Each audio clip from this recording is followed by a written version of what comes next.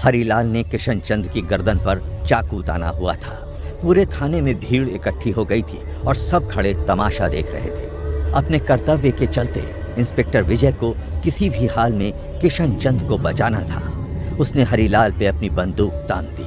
हरीलाल, मैं कहता हूँ छोड़ दो किशन चंद को, वरना मजबूरन मुझे तुम पे गोली चलानी पड़ेगी।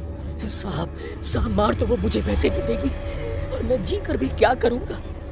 इस आदमी की वजह से आज तक मेरे खेत में एक भी ढंग की फसल नहीं हुई। इसकी वजह से आज मैं सर से पैर तक कर्जे में डूबा हुआ हूँ। मेरा जीना मरना एक समान है। कम से कम इसे मार कर अपने परिवार को तो बचा पाऊंगा। ये तुम क्या अनाप शनाप बके जा रहे हो? पागल तो नहीं हो गए हो हरीलाल? हाँ, मैं पागल हो गया हूँ। आज मैं इसे जिंदा नहीं छोड़ूंगा।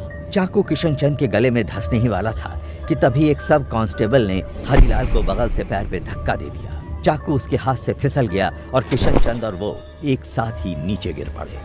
साठे, हाय, आज इस गवार ने मुझे मार ही डाला था, और ये सब सिर्फ तुम्हारी वजह से हो रहा है। इंस्पेक्टर, मैं तुम सबको देख लूंगा। इसको पकड़ के सीधे अंदर करो। तभी हरीलाल फूट फूट कर रोने लगा। उठो हरीलाल, यहाँ बैठ जाओ। विजय ने उसे पानी पिलाया और आराम करने को कहा। कुछ देर बाद साठे उसे लेकर विजय के केबिन में आया। शर्म के मारे वो गर्दन झुकाकर खड़ा था। तुम जा सकते हो साठे। अब मुझे बताओ, ये काम करने के लिए तुम्हें किसने मजबूर किया था?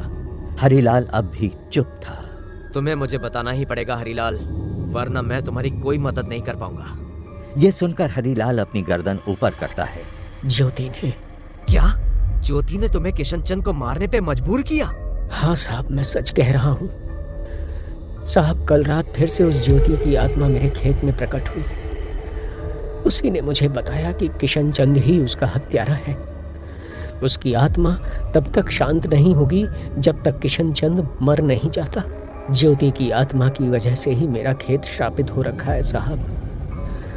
वो मेरे परिवार को और मुझे मार देगी साहब। उसी ने कीरत सिंह को भी मारा था। अब शायद वो मुझे भी मार डालेगी।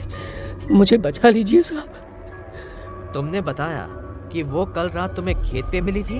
हाँ साहब, मैं तो उसे देखकर डर ही गया था। बस भगवान की दया से मैं अभी तक बचा हूँ, वरना उसका भूत मुझे कब का खा गया होता। साठे, हाँ साहब, गाड़ी निकालो, हमें हरीलाल के खेत जाना है अभी इसी वक्त।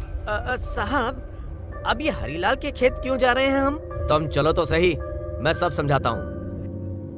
जल्द ही वो लोग खेत के पास पहुंच जाते हैं। विजय बड़ी उत्सुकता से भागा भागा खेत की तरफ आगे बढ़ता है।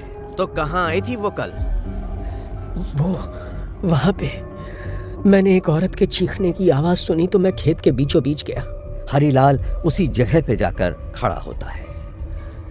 यहाँ दिखी थी वो मुझे। साठे, इस जगह की अच्छे से तलाशी लो। अगर मेरा अंदाजा सही है तो यहाँ कुछ ना कुछ जरूर मिलेगा। लेकिन साहब, जैसा कहता हूँ करते जाओ, जल्दी।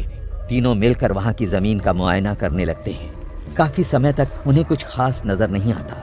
विजय बस हार मानने ही वाला होता है कि तभी साठे विजय को चिल्लाकर आवाज देता है। साहब, कुछ बकोगे भी? साहब, ये भूत प्रेत भी श्रृंगार करते हैं क्या? इतना कहकर साठे अपनी बंद मुट्ठी खोल देता है। उसकी हथेली पर चांदी की एक चमकदार पायल रखी होती है। आगे क्या होता है जानने के लिए देखिए हमारा अगला एपिसोड। और हाँ, कीजिए हमारे चैनल को सब्सक्राइब।